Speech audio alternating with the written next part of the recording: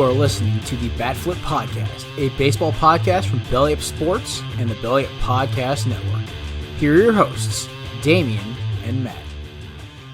Welcome back, everyone, to the Bat Flip Podcast. My name is Damian, here with my co-host Matt, coming to you on March 1st of 2022.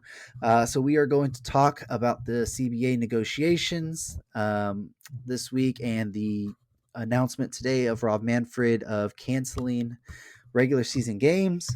We had a CEO/owner step down this week, and then we'll jump into our NL team's favorite players. Last week we did the AL, so we're going to jump to the NL this week. But before we get to all of that, how are you doing, Matt? I'm doing pretty good. Living life. Got some cool stuff going on right now, and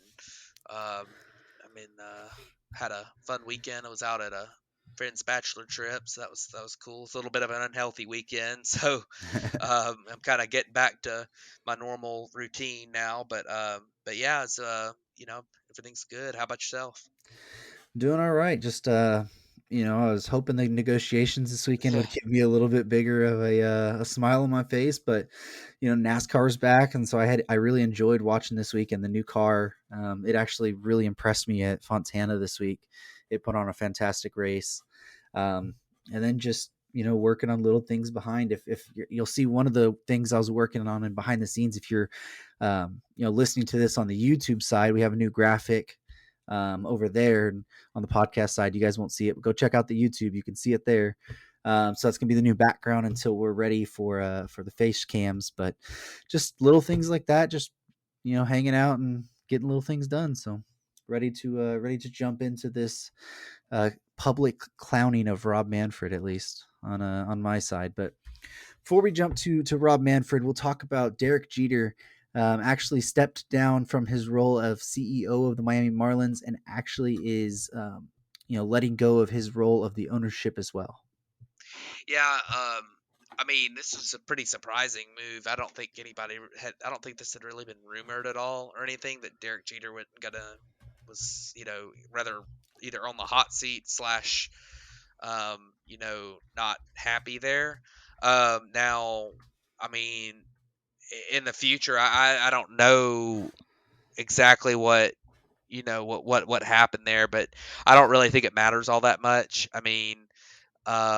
Jeter is somebody who's very inexperienced as an executive, and I don't really think he did all that much to help them out. I don't think he really hurt them that much, but he traded away a lot of good players, and they were kind of rebuilding, and it seemed like they had kind of gotten to a point where they could start to buy a little bit, maybe start to turn the corner. But I guess he just decided that he didn't really want to do it. It's kind of tough when you're used to being a Yankee, and now you are on the Marlins, who after out of all the revenue talk we've had about Major League Baseball with the CBA stuff, the Marlins might be a team that's legitimately got revenue problems. So because nobody goes to their games and nobody cares. So I think he's just doesn't really see eye to eye with everybody there. And honestly, I didn't think Derek Jeter as an executive was going to work out too well to start with, and it seems like it probably is actually ended before it could really turn into a disaster.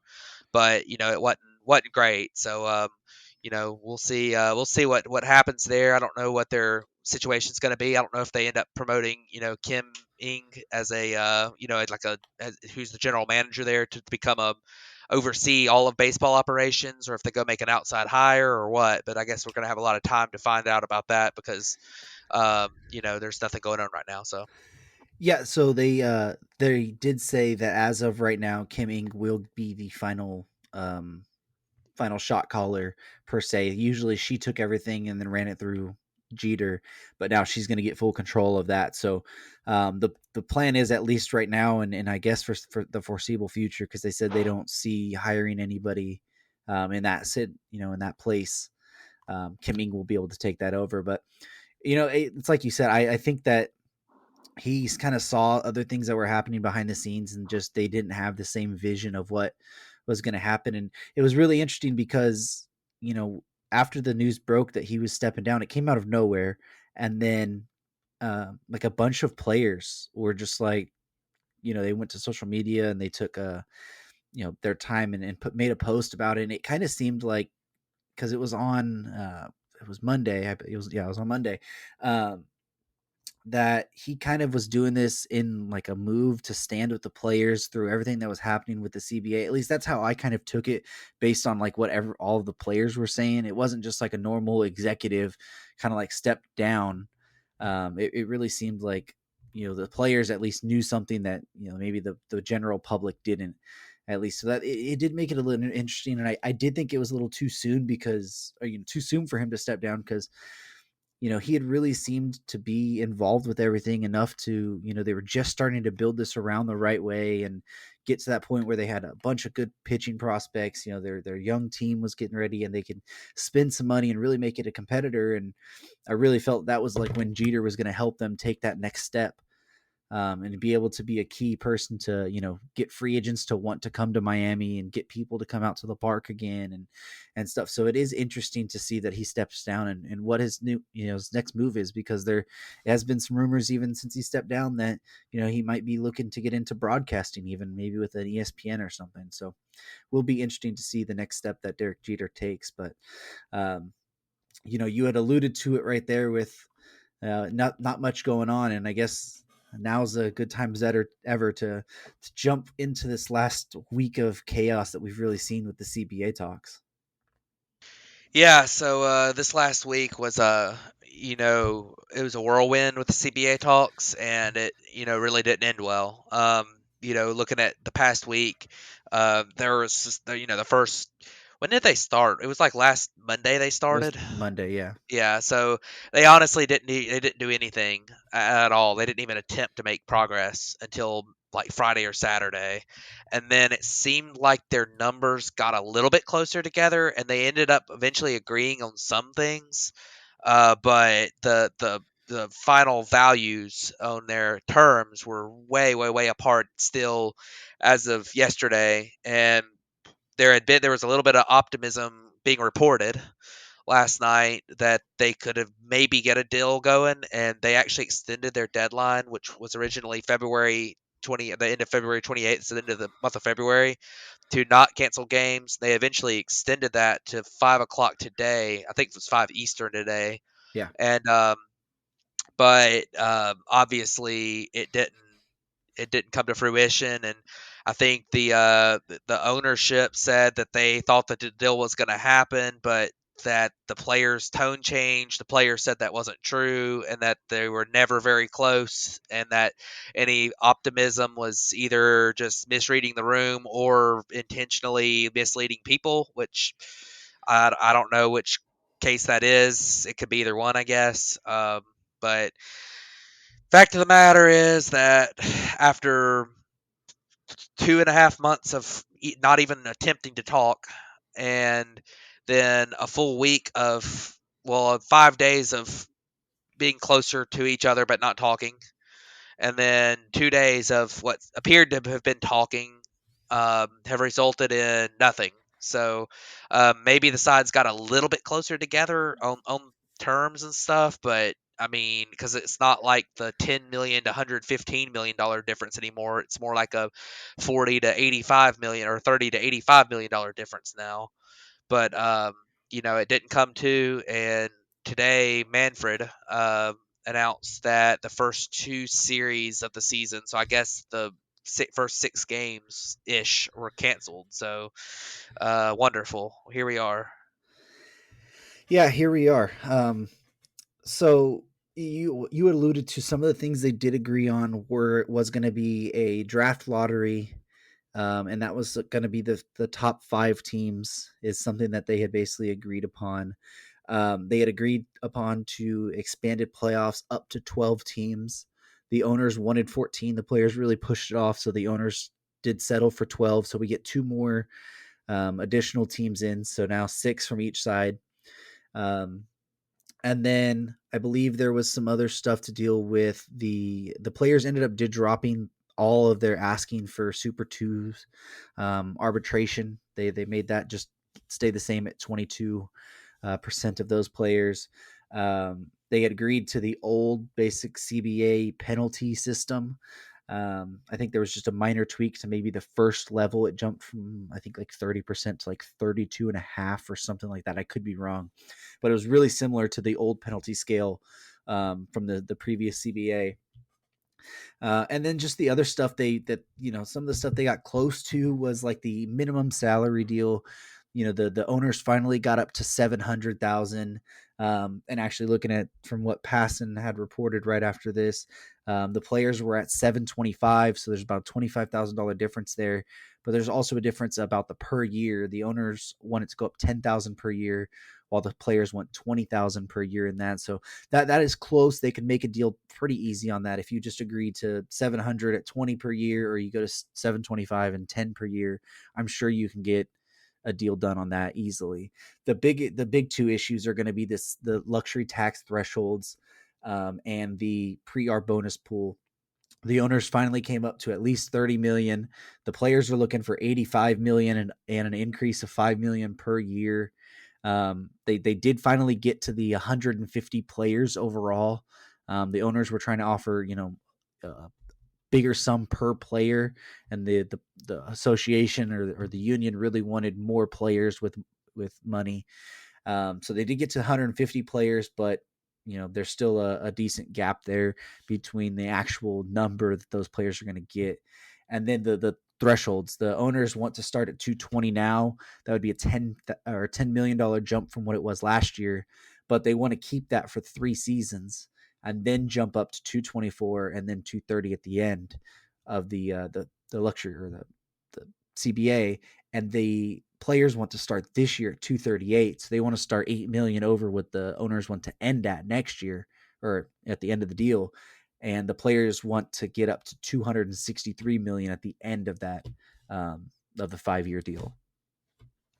Yeah, so looking at this as a whole, and there were a few other things that were mentioned. We'll talk about in a few minutes about what Manfred said today about kind of day-to-day baseball rules and stuff. But a couple of the other things were my thoughts on this, at least, were that I think this is kind of a broken system in general, and that the the luxury tax is not a good system. It really isn't. And honestly, this issue is, they're still so far apart. This issue is going to not be easily resolved because, I mean, the owners really needed to step up. I mean, they maybe could have gotten something where the first year or two were lower, like they had planned, like a 220 type number for year one, but they would have had to step it up more per year than they wanted to, and obviously the players are not going to go for what the ownership offered. And on the other end too, I mean, you look at the pre-arb pool and stuff. I mean, it's both. The offers are so far apart that nobody's going to take them, and to me, that just doesn't make sense. Why you would even offer them? I mean, really, like at this point, it just doesn't make sense. They know ownership knows the players aren't going to accept the deal they offered, and the players know that ownership's not going to accept the deal they offered. So this is where we're at, and I mean, honestly, I really am starting to get to the point to where I think that something drastic has to be, proposed. Something like like a hard cap with a really high spending floor type thing that maybe they can limit the upper end teams spending, but teams like the Rays and the Marlins can't get away with spending $40 million in a season anymore. That's something that maybe if in the long maybe helps both sides. Honestly, that would help the players. I mean, they would make more money overall if that was the case. And from an ownership side, you keep that competitive balance, and you have um, and you keep teams from just rising up into that over the luxury tax and stuff. I mean, it's something that could maybe be worked out, but this is also something that should have been started months ago. I mean, kind of negotiating that and seeing what kind of structure they could put in for that. And then you look at some of the other little things too. I know Manfred said today that he had put in or that the owners had put in like pitch clocks and banning the shift. and and bigger he wanted bases.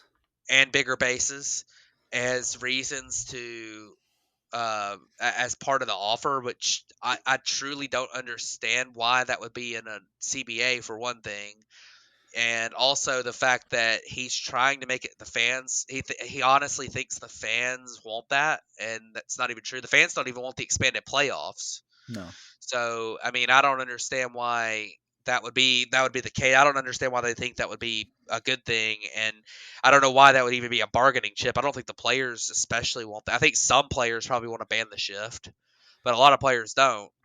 I mean, Joey Votto does. Joey Votto does. I mean, Joey Gallo does. Oh, Um, Joey Gallo. Yeah, that's what I yeah, meant to say. Joey Votto might too. He gets shifted a lot, but I mean, a lot of pitchers probably don't. I mean, um, and you look at like the bigger bases. I don't even know why that's even a thing. Like it doesn't make much sense. But pitch clocks, I don't think would even matter at the end of the day. Like I watch college baseball, and you don't even notice they're there. So No. I don't think that even makes any sense at all. But I mean, it is what it is. So, but at the end of the day, like we're at a point where we had a deadline, and I know it's an arbitrary deadline, but at the same time, I don't have a super big problem with a deadline like that because the only way to fix this is urgency. And regardless of which side needs to come to an agree, needs to better their offer. And, at a certain point, like, you need that urgency and, kind of a BS deadline probably isn't going to create that urgency. So, I don't know if they're going to have another deadline for canceling more games. I don't know if they say, like, well, if March 15th comes around and, which is 2 weeks from now, also my birthday, if it comes around and we don't have a deal by then, we're going to cancel 6 more games or something. I don't know if that's what's going to happen or what. Obviously, we'll have to have some kind of preparation for the season, whether it's a week or a couple weeks of spring training type thing. I know the players are going to have their the players are going to have a somewhat of a training site in Arizona, and I think they're trying to get one together in Florida. I don't know if it's come together yet, but I mean, maybe they have another, and the players can get somewhat ready, and then just have to have a couple weeks of tune up for the season. Obviously, another big thing too is there's a lot of free agents out there still that are going to have to be finalized. So you look at like it's going to take more than 2 weeks. So honestly, realistically, a month out. I know it's an arbitrary deadline, and people have been kind of calling it that, but with all the free agents that need to sign and a full real tune up for the season, spring training wise, it's gonna be it would be tough to do much shorter than a month. For preparation for a full 162 game season. Now, when you Well, shorten the season some, you don't need as many games to get ready, but it's kind of one of those things. yeah. So the league has already said, at least at this moment, that they aren't going to plan on rescheduling games. That these games missed are what they are, and they will not be paid for it. Now, the players have already come back and said, "Well, like we're not going to agree to a deal unless we're getting paid for our 162 game season." And there's been stuff in the past where, hey, like Manfred wanted to do 154 games last year, but we'd still pay you for 162. Like just little things like that. So that all happens. But there was some talk, at least coming into the deadline, that the players had pretty much told them, based off the 2020 season, that the 3 weeks that they had leading up was a little too short of a timeline to really get fully ready. So that's where MLB is going on the assumption of something around the 24 to 25 day mark is what's actually needed for a camp until regular season games could be started. That's kind of where they're at as an arbitrary number. Now that could be a day or two, on each side. Like today is 23 days, I think it was, until um, when they would have had some. It was some 23-day mark. I forget exactly what it was for, but so I would assume within the next like week, you're looking at they would have to have something. They say that no sessions are scheduled to renegotiate now, but it kind of looks like that may pick up on Thursday again. They're going to take Wednesday and kind of debrief with each side, but like you'd said, they had 15 hours worth of meetings yesterday, and then I think there was like 11 different or 12 different sessions yesterday, and then there was 3 or 4 today, and MLB called their offer today their best and final offer. And I don't know if that was best and final for canceling games, or if that was best and final of like, well, we're all going to just take some more time on this, or what that actually means. But you're looking at a thing of where the next week and a half is going to be very, very important to decide how many more games we get, because it doesn't seem right now that MLB has a willingness to reschedule any games at all, and they're just going to let the schedule kind of play out with how it is and how many they keep Yeah, canceling. Which I would still be wary of getting a deal done within the next week and a half, and that mattering at all, anyways, because of the tone from each side. right. And I'm sitting here thinking, this is going to be the problem with having the first few games canceled. This is about a snowball, Yep. because once some games are canceled, that becomes a thing that obviously it was willing. The players and the owners were willing to cancel games without taking a deal that wasn't in their favor, supposedly. And they were so with that on the table, they didn't come to an agreement. So obviously, they're stuck into their sides enough to where they believe it's worth it to cancel some games, and how many games. I don't think they really care. I mean, honestly, I really don't think they care how many games get canceled, if No, as long as their side wins whatever they want. So that's the problem I have, is they're dug in enough to cancel some games. There's no end to how many games they're willing to cancel. No, especially from the player side. Um, I think the owners will get a sense of urgency probably near the end of April. April's the lowest grossing month in baseball in general. Like once you start getting into May and then close, getting into the summertime, that's when your revenues and everything really start picking up.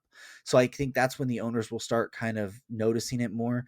The players, which is something I didn't know until I was doing some more digging in, they've withheld 100% of their licensing revenues for multiple years now, like 3 or 4 years. 100% of that's been held back for this case.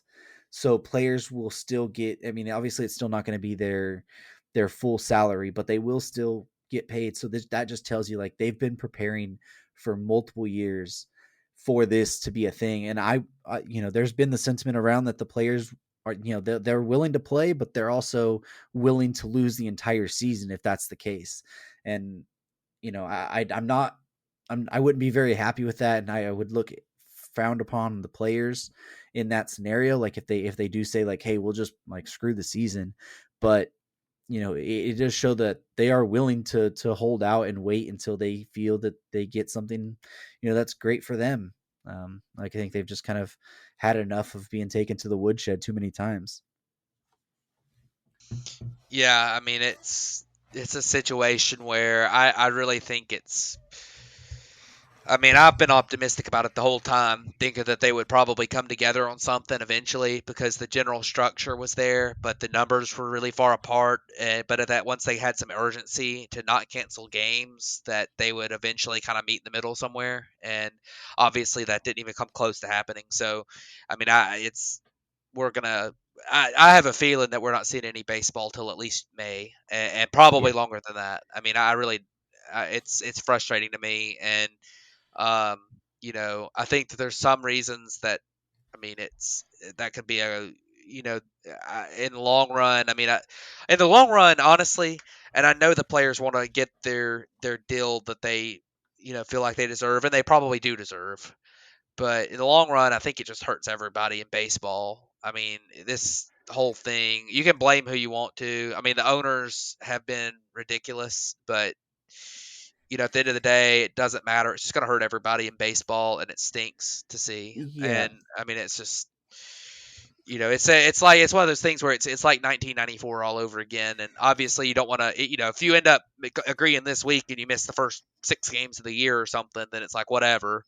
But at the end of the day, like if you end up with a 60 game season and another kind of whatever kind of postseason, like it's just not good. So Yeah, and I think my whole the real disappointment that I have is that from we're so close off of the 2020 season where we dealt with a 60 game season, and then you had all of the owners out there crying and pleading that they had lost so much money and they had to do all these layoffs and they have to cut minor league teams and they have to do all this because they can't afford to pay it.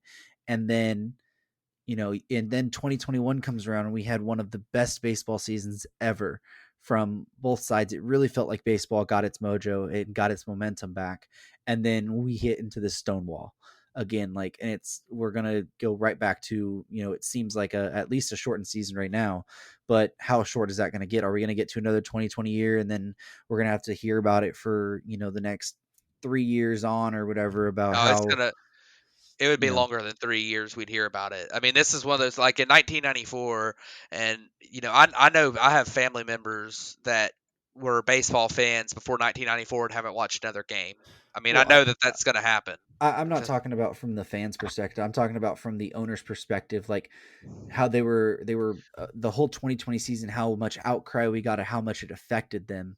And then, if we come to that again, are we going to have to hear it from their side for the next like 3 years? Like, oh, hey, like, look, we've been affected 2020. And then we had a little bit of a bounce back in 21, but then 2022 happened and this whole lockout deal. And now we're just suffering so much more. Like, we weren't able to rebound all the way from 2020. And then now it's happened to us again. And that's what I really feel like is going to be an issue. Like, Well, I feel like this is going to be a snowball effect for the owners on one side to say how much it has affected them, and I feel like that would hurt the game more than anything that they're doing at the bargaining table at this moment, because they will eventually get to a deal. Like, a deal will be made. We'll get some sort of a season, I'm sure, once we get to the number that the players are willing to do and the owners are willing to, or they want to not lose more money, um or whatever. So there will be a deal. I just wonder what the long-term ramifications are. Is it going to be worth everything that you get in the CBA from your side, for each side, to have that going forward? Because not only are the owners going to start saying it, it's going to affect the players going out to the markets. Like, when you say, hey, I'm out here, I want this much money, like da da da da, and then the owners are going to be like, well, we just can't afford to pay you guys now. Like, it's going to affect. And I think that's my real disappointment, is that we had the momentum back. We went through this. And I think going in, I was hopeful that, hey, we just went through one of the worst things to ever happen to the game of baseball with the season and how much money it lost and everything. And then we should know that we can't allow that to happen again. And let's build off the momentum. And we're not going to get that. It's yeah. shown that that's already blown past. And I think that's the real disappointment I've had with everything. Yeah, absolutely. And well, let's hope that both sides are able to get together again. And I think if they had another week of what they've been going through this week, they could probably get to something. It's just a matter of it's a matter of, honestly, I think that there needs to be a drastic change, like I mentioned earlier, with a potential like salary cap with a high floor type thing. Like something's going to have to happen that is completely new structure. That Because honestly, in a year or in 5 years when this agreement's up, they're going to be right back in the same spot again under this current like thing. So something needs to change. the I mean, that the hard cap thing, that's never going to happen. That Well, nobody I will agree to that agree. one. But I agree, but I think it would help both sides if it did. Like, I mean, um, that's just from a matter, just math wise. Like, I think it would be imagine, good for both sides, but it won't happen. you said it, if they had another like 7 to 10 days, they'd get it done. Imagine if they had 43 more days, how much Well, they'd yeah, be able to I get mean, done, huh? and they could have done it. They could have That's been doing it during the season. I mean, that it's like, but Yeah, they could have. So, anyways, we've talked probably a lot more on this one, but I think that we were really hoping that come today we were going to have some sort of good news to be able to talk about, and it's been more of a like a rant laden episode so far. But um you know today was kind of a final straw for a lot of people. And I think that it just stuff needs to be said from each side. And a lot of people aren't going to, especially through the reporters and the media, they're not going to, say a lot of what needs to be said at least. So I know our reach doesn't do much, but at least it makes us feel better about it. So, but let's go ahead and move on to looking at each of our favorite players from each NL team. And we will start in the National League East, and we'll start with your Atlanta Braves. Yeah, so a much lighter note here, but we're gonna let's shed some light on some players. Looking at the Braves, obviously I'm a Braves fan, so every Braves player is my favorite player. But I am gonna go with Tyler Matzik because I think it's really cool. And one of the toughest things in sports is to come back from something like the yips. And Tyler Matzik had a major case of the yips, and the ability to come back and to not just turn into a useful pitcher at the big league level, but to turn into one of the most clutch pitchers at the big league level and in the postseason and in a World Series run. It's really incredible for a guy who had the mental issues on the mound that he had. So it just kind of my respect for Tyler Matzik just went through the roof this year, and I really like him. I think he's a great pitcher and one of my favorites in the whole game. So Yeah, I ended up going with Austin Riley. Now, if we could pick your previous teams, I would have went with Freddie Freeman, obviously, or previous free agent signings this year. I tried to avoid those, but Austin Riley was a guy that he had a lot of talent, and then he really struggled when he first came up in his first 2 years, in 2019 and 2020. And then I was talking to one of our other friends who happens to be a Braves fan as well, and I told him, I was like, if you just let Riley get comfortable, like he will break out and he'll be one of your best players. And he really proved that this year. Came out in 160 games, had 33 homers, 107 RBIs, 303. I mean, had one of the best seasons. I mean, he was a legit MVP candidate for most of the season. And he was just a guy I've always believed in as a prospect. And I knew eventually he would be great. And it's just been fun for me to watch his rise up from struggling, being that young player that struggles to really taking that next leap. So that's kind of why Austin Riley is my favorite Atlanta Braves player at the moment, is just because I've seen him take this step, and he's somebody I've always believed in. So, but looking over at the Philadelphia Phillies, I ended up picking first on this one, and I ended up going with Bryce Harper, MV Harper, however you want to say it.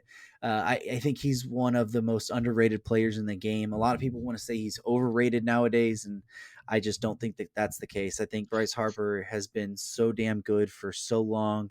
He did have his little weak spells in there, but I just don't think. I think people hate the personality that he showed more, and how brash he was as a young player, and they don't understand and really grasp how much he's kind of matured and how much of a great player he's really turned into.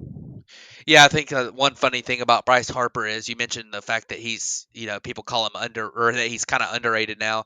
He was overrated for a long time because people were saying he was Mike Trout, and he went from people started calling him overrated so often they became acting like he wasn't good, and now he's underrated. So it's kind of Yeah. funny. But my pick for the Phillies was Zach Wheeler. I had a little bit of a hard time picking for the Phillies, but Zach Wheeler's a guy who has struggled with his injuries in the past, and he's kind of reworked himself and come back from injuries, which is very difficult to do, especially the injuries he had, like Tommy John, and worked himself into a borderline, or what could have been the Cy Young candidate this year, and in the future looks like a guy who could be there again. So Zach Wheeler did a great job kind of reworking himself and coming back from injuries, and that's pretty cool. So good for Zach Wheeler. But the next team we have here, and I got to pick first here, which was good, is the New York Mets, and I went with Jacob DeGrom because there's nobody more dominant in this game than Jacob DeGrom or really honestly, I don't know if there's anybody more dominant in sports right now than Jacob DeGrom at their craft. The guy is just insanely good. He's the most talented pitcher in the game. Throws that hard fastball, and his breaking stuff is incredible. And not only that, but he's smart. He knows what he's doing, and he's just a great pitcher in general. So, Jacob DeGrom is a guy, and I like his attitude on the mound. He's always real poised, and he's fired up. He never wants to come out of the game. I mean, he's definitely my favorite player on the Mets. So, are you a short-haired Degrom guy or are you a long-haired Degrom guy? Doesn't matter. Oh, okay, thought that would help sway the vote a little bit there, but I ended up going with Francisco Lindor since you took Jacob DeGrom and crushed my dreams. But Francisco Lindor, he had a really down season this year, but he for a long time in Cleveland was known as the Mr. Smiles, the guy who had one of the biggest smiles and brightest smiles all around, and um, he just has been a guy who I've enjoyed watching. Like, he doesn't do any one thing flashy. He's just really good at everything. And he's just somebody that you can respect. I mean, did really well for Cleveland, helped lead them to a World Series for the first time in a long time. And then they got to the point where they couldn't afford him and they traded him to the Mets. But, um, Lindor, one of the best shortstops. I think he's fallen down the ranking a little bit because you've just seen guys grow, but there was a time where he could have argued be the best shortstop in the game, and he's just been fun to watch for a long time for me. So Frankie Lindor is my favorite player off the Mets. But looking over to the Miami Marlins now, I went with another young player who has a lot of energy and is working his way up still, but that's Jazz Chisholm. A guy who I think could be an absolute future star. He just needs to work on a little bit more plate discipline, but the character he is off the field and his Twitter game is amazing as well, which just helps me like him even more. But the energy he plays with on the field, and the dynamic player that he has shown flashes to be is just really fun to see. And you'll notice the trend. I pick a lot of fun players to watch, and that's just because um, it's a more of a joy watching them. And I know that's really sounds stupid because it's fun, but obviously. Yeah, no doubt. I look at for the Marlins. I have a few players I like there. I thought about picking Sandy Alcantara or Pablo Lopez, but I picked Miguel Rojas. I think it's really cool that he kind of went from being a kind of afterthought and with the Dodgers to really being kind of the heart and soul of the Marlins.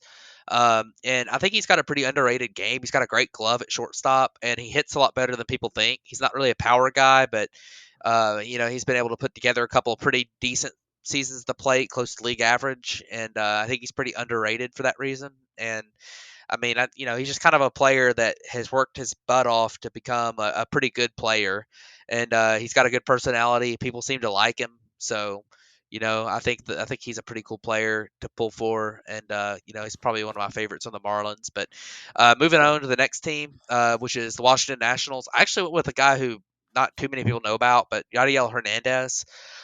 He's a guy who was a journeyman minor leaguer who spent like a lot of time in the minor leagues, and he finally got called up at age 34 to the big leagues for the first time, and he's made the most of it. He's really stuck at the big league level and done a pretty solid job there, so that's pretty cool. And I think it's always fun to see a player who has gone from for so long without being able to get a shot at the big leagues to finally getting that shot and make the most of it. So I picked him. Yeah, and then on this one, you made it really easy for me to just go ahead and go with Juan Soto, one of the best young players in baseball, one of the best players in baseball in general. Um, the type of hitter that he is, the all around hitter that he is at such a young age, is still just 23 years old. The eye he has at the plate is insane. Like, the pitches that he could take, you see some of the best players in the world just whiff at and completely miss, and he just stands there like it didn't even affect him. And you very rarely see him get beat on anything.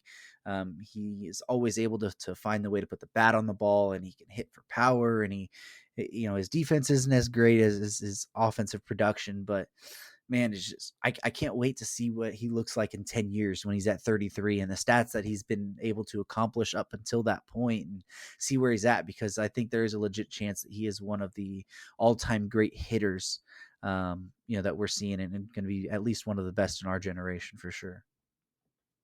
But Uh, we're good. I was gonna say absolutely. I mean, he's a player that's easy to like, and I think you look at him as just that talent is incredible. So Yeah, and then looking, jumping over to the NL Central, and we're going to start with the Milwaukee Brewers there. And if you've listened to this podcast for a long time, you will know that I am going to go easily with Corbin Burns here, and that's just from the fact of that I faced him one time when I was in high school. He made me look like an absolute fool at the plate, and then he's from the Bakersfield area.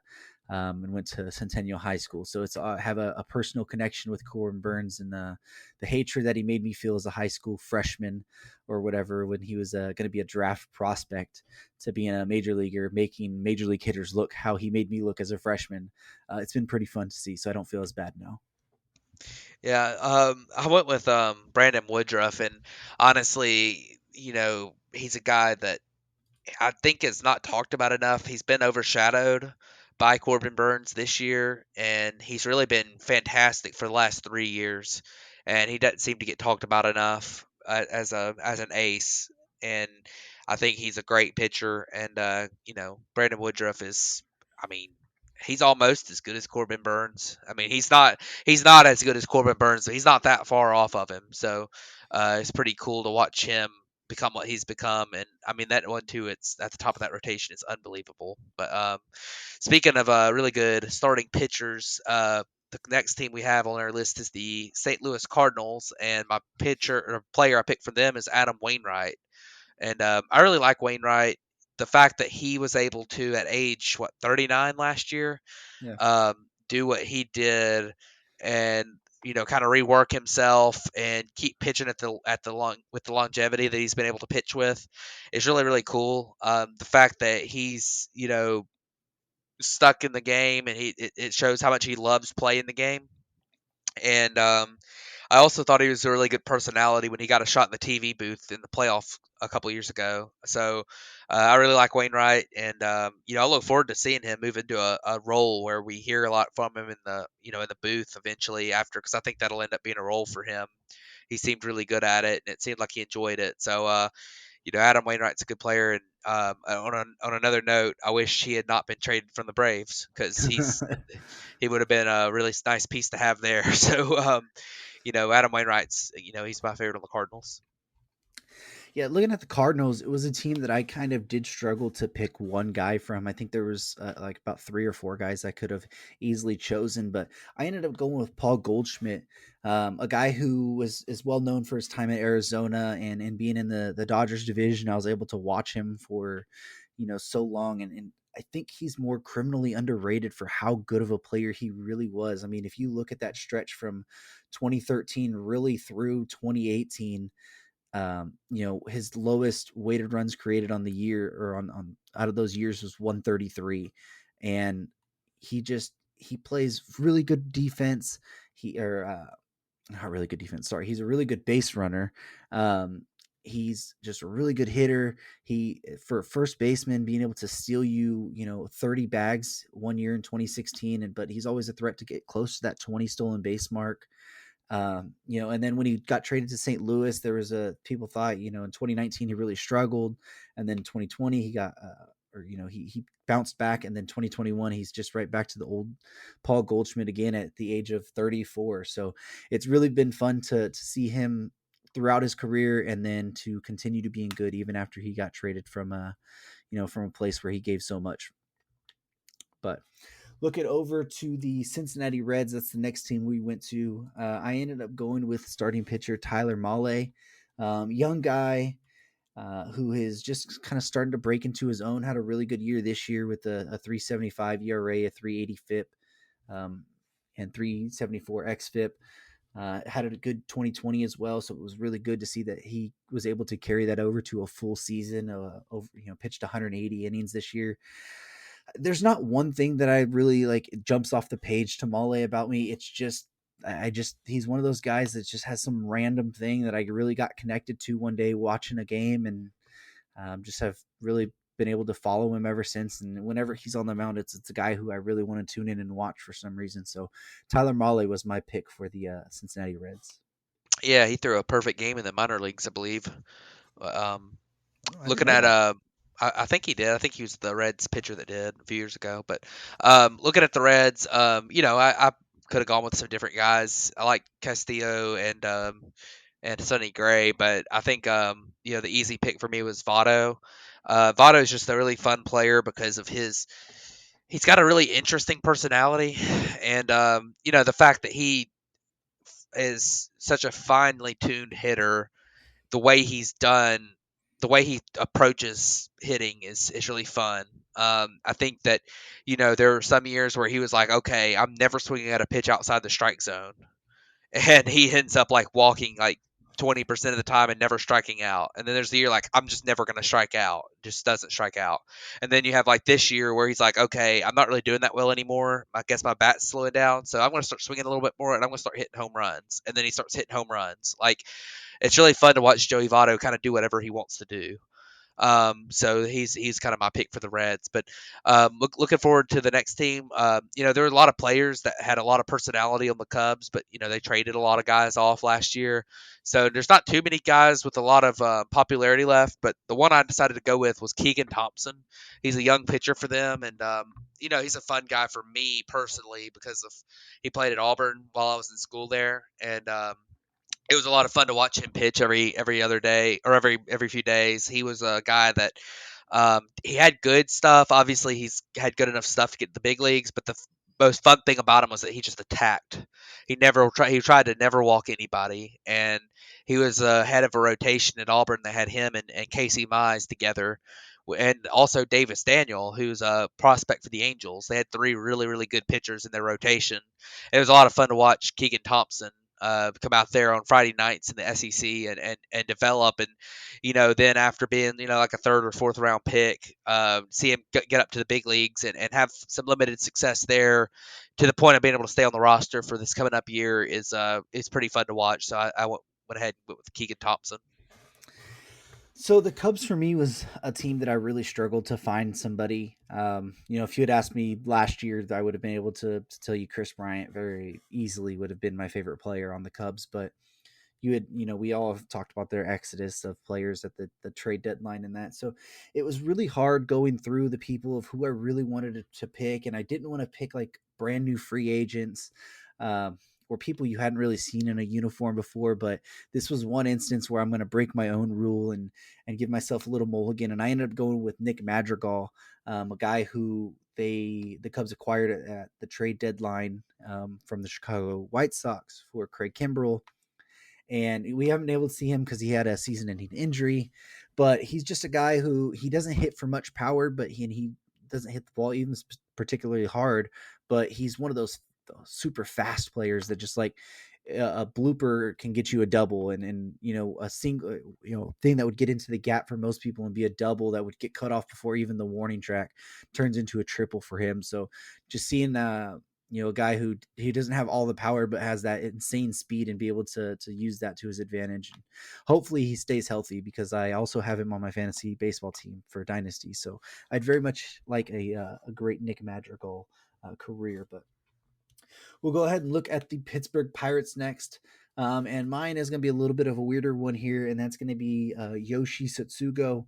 I could have easily gone with Brian Reynolds, but Tsutsugo, before he actually got traded or went to the Pirates this past year in the middle of the season, and really had a good end to the 2021 season. He was on the Dodgers for a little bit. He was a guy I originally wanted them to get when was coming over from overseas. I get it mixed up if he was in the KBO or if he was in the MPB. But he was a guy I really wanted then. He ended up going to the Tampa Bay Rays. And then when the Rays DFA'd him, he came to the Dodgers. He didn't have much success with LA, but the character that he was, and seeing how the teammates really interacted with him, and the way that even though the language barrier was really there, how he just had so much fun and was able to bring a different energy that they had been missing for a year or so. Was really fun to see. So Yoshi Tsutsugo was my favorite player from the Pittsburgh Pirates. That's pretty cool. Not a guy that too many people kind of think about, but another guy that people probably do think about with the Pirates, if they ever think about the Pirates, is Brian Hayes, and he's a guy that I like watching. He's really entertaining. He plays really good defense at third base. He can hit. A guy who has potential star written all over him. He has struggled with some injuries, but he's one of those kind of up and comers that are really, really going to be fun to watch if they can stay healthy. This coming up season, if we have a season. So, he's a guy that I'm definitely keeping my eye on, and I'll, if I tune into the Pirates, he'll be one of the ones to watch. But moving on, one more division here. We got the NL West, and the Giants are the next team on our list. And my pick for the Giants is Logan Webb. I don't really know why, except for the fact that I think he's a guy that he doesn't have the best stuff, but he really has figured out how to use it correctly. And I think it's really telling when a guy who's I guess he was technically not a rookie, but when he can come out in the playoffs against a team that was the wildly favored World Series champion and deal the way he did twice, it's pretty incredible.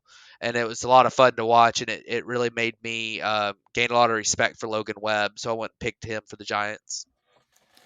Yeah, so for the Giants, I decided to pick absolutely nobody because I cannot stand the Giants.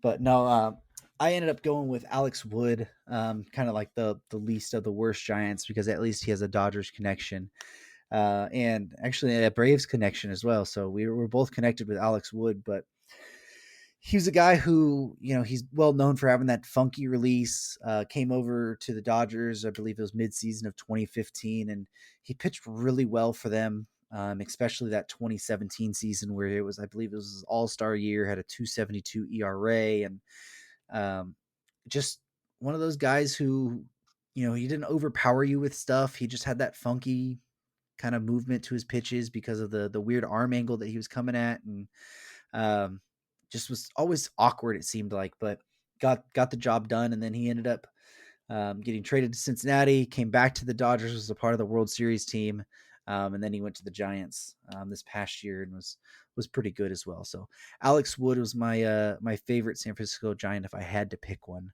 And then looking at my team, the Los Angeles Dodgers, I ended up going with Cody Bellinger just because I can't pick Clayton Kershaw right here. But Bellinger is another guy who really struggled this year, but he had, he won his MVP a couple years ago. And I just something about the way that he had played that immediately, made him one of my favorite players. I didn't know if it was just the way how much power he showed or just the defense, but just something about Bellinger that really just caught my eye from the first time, and hearing as him as a prospect that even when he's playing down, and I could pick a handful of players from the Dodgers, but Bellinger was a pretty easy second selection for me. Yeah, so for the Dodgers, I don't know why, as a Dodgers fan, you picked the worst player on your own team, but anyways, I'm Listen gonna here, pick okay. Listen here. I'm gonna pick Justin Turner. I think he's a really cool story after really struggling with the Mets, that he was able to rework his swing and just become a really consistently good player for the Dodgers. I really like his game. He can kind of do everything at the plate, and he played a good third base until he's kind of struggling a little bit more now than he ever has because of his age. But he's also, it seems like, a good guy, and he's a good team leader, and I think that's always something to look at with a guy. I like Justin Turner. And then moving on to the Padres, um, it was I had a kind of a tough time picking for the Padres too, but Jerkson Profar was a guy that I decided to go with. It says a lot to me about somebody's mentality when they have the amount of injuries he had, and it causes him to fall from being like a top prospect and being like literally the number one prospect in baseball, have all the expectations he had, and to fall off to the level of really basically being a journeyman, and then to kind of turn it around to a point of being able to stick with the Padres and sign a decently sized contract. I think that was really cool that Jerkson Profar was able to stick around and do that. So good on him, and he was my pick for the Padres. Yeah, so the Padres, I want to like a guy like Fernando Tatis until he just absolutely murders the Dodgers for every game that he decides to play them. So it's very hard for me to make him my favorite player from the Padres. Machado was a consideration, even though they've had some bad blood with LA. I'd always liked him when he was with Baltimore, but I ended up going with Will Myers. And kind of my story with Will Myers goes back to when he was getting traded for James Shields and everything. I was highly convinced that Will Myers was going to be like an MVP and one of the best players ever. I don't know why, but I was. And I stuck by that for a long time, and he's never produced to that level, but he still had a decent career. And I've just kind of followed him everywhere he's went because I was hoping the one day he'd have that breakout and prove me right, even though I should be on old takes exposed at this moment for that. But looking at the Colorado Rockies, I went with Ryan McMahon, another guy who don't really have much of a backstory about to why he was my favorite or is my favorite player for a certain team. Just I've always thought that his left-handed swing was one of the nicer left-handed swings, one of the prettiest swings in baseball to me at least. And playing in Colorado, I was convinced or am that he can be some sort of a really good player. He started 2021 as that type of player, and then tailed off towards the second half. So maybe just needs to get used to that everyday role, and maybe 2022, if we have a season, will be his breakout. Yeah, so for the Rockies, I went with Herman Marquez. I talk about him a pretty good bit, but he's one of those pitchers that I feel like if he was not in Coors, he would be like an absolute stud ace for somebody. And he's a guy that he's criminally underrated just because of where he plays. And I mean, the fact that he's been able to put up the numbers he has in Coors is just goes to show how good he is.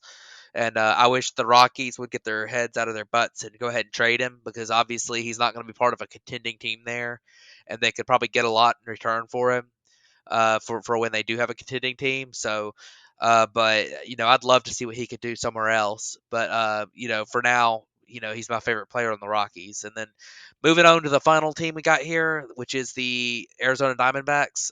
My player I picked was Bumgarner, who I guess it's kind of a weird one to pick, but a lot of people don't like him. But I've always, for whatever reason, thought it was kind of cool that for one thing, his ability to hit was kind of fun to watch, but the fact that he was kind of like this just tough, like not didn't care what people thought about him type guy. I thought that was kind of fun. Some of his antics about staring down people who, showed him up or whatever, like I didn't like that much. But, I take that back. I did like that because it showed that he had a lot of passion for how he did, and that it bothered him when he did bad. So, I don't want somebody out there start throwing baseballs at people or starting fights, but it was fun to watch him. He'd always get pissed off when he would make a mistake and somebody would hit a home run off him or something. And I always thought that was, something that was kind of cool. And I don't know, Bumgarner always kind of was a guy that I kind of liked for that reason. So The stare down with Joe West was the absolute greatest moment of Bumgarner's career in my that was pretty eyes. great. That was pretty Um, great. but for to wrap it up, the NL favorite player teams were on my side for the Diamondbacks. I went with Ketel Marte, probably the easy pick for the Diamondbacks to be honest, but I always enjoyed those stories like you, kind of how you were saying, guy who had kind of struggled and then was able to rework himself. When he first came up with the Mariners in 2015, he had a good year, 57 games. And then in 2016, he really struggled. And then the Mariners traded him to the Diamondbacks. I believe that was in the Taiwan Walker, like Mitch Haniger deal. Gene Segura was in that as well. And he really struggled his first year in Arizona. And then in 2018, he kind of bounced to the 2015 kind of person, not as good, but not quite as bad as the 2 years before. And then in 2019, he really took that massive step. He went from being basically around a 260 hitter to hitting 330, getting on base 39% of the time, 32 homers. And then in 2020, he was battling some injuries that kind of zapped his power a little bit. And then in 2021, he bounced back to being not quite the same power numbers as that, but being that all around better hitter. I mean, he hit almost 320 this year. So it was just one of those guys who would really struggled and got traded to a team, even struggled there, but then finally found his way and went back. Went to being a really good player, not even just a good player. He went to being a really good to even great player. Even for a team like the Diamondbacks who don't have much talent on that team right now. Most people can usually pitch around Marte, and he's still finding a way to be, productive, at least in that, um, in that lineup or whatever. And there's a guy, there's a chance he could get traded here soon, and maybe he gets traded to a bigger team and he can make a bigger impact there. But it's been fun watching Marte, and hopefully he gets traded here soon so he can have a chance to win, because he probably deserves it. Yeah, for sure. Well, that will pretty much wrap up this episode, and looking at the NL player or NL team's favorite players, and then our CBA talks. Hopefully, we have a lot better news by the time we're talking to you next time. I'm highly skeptical of that, but you never know. It only takes one meeting, one person to really step up and make the first move and swing for the fence. And once that happens, it could be a snowball, from there, and get done really quick. So hopefully we have that by the next episode, and we're done talking about the cancellation of regular season games, and we can look at free agency and trade market getting ready in spring training. But well, I highly doubt that that's going to happen, and we're going to have to find some stuff to talk about here soon. But anything you want to wrap up on? I think that's pretty much it. Just I'm holding out hope as well. But I mean, as someone who was really optimistic for a while, when this didn't happen, when they had a deadline for it, I think it's gonna be a while. So we'll see. But I'm not super excited. But we'll see. You never know. So, but we'll in the meantime find some good baseball content to talk about, and hopefully keep y'all entertained. And it's going to take a lot of hard work from the hardcore fans like us to to keep people interested in baseball, and to keep the train rolling, since apparently the owners and players don't especially want to do that. So Yeah. So that's going to wrap up this episode. Before we leave again, I would encourage you guys, if you can, if possible, check out the YouTube. It's at the Bat Flip Podcast. Instagram as well. We're starting over there, but really I want to start pushing that YouTube. And then here in the future, once we start building that up a little bit, we're going to look into doing some streaming as well, doing some live stream, maybe doing question and answers, or maybe doing live episodes to where people can jump in and listen there. But I'm really trying to push that. So if you guys would go check that out, go check out the Instagram, even the Twitter if you can. Just help us build it, and we very much appreciate it. So thank you guys for listening to this episode of the Bat Flip Podcast, and we'll catch you guys next week. thanks everybody.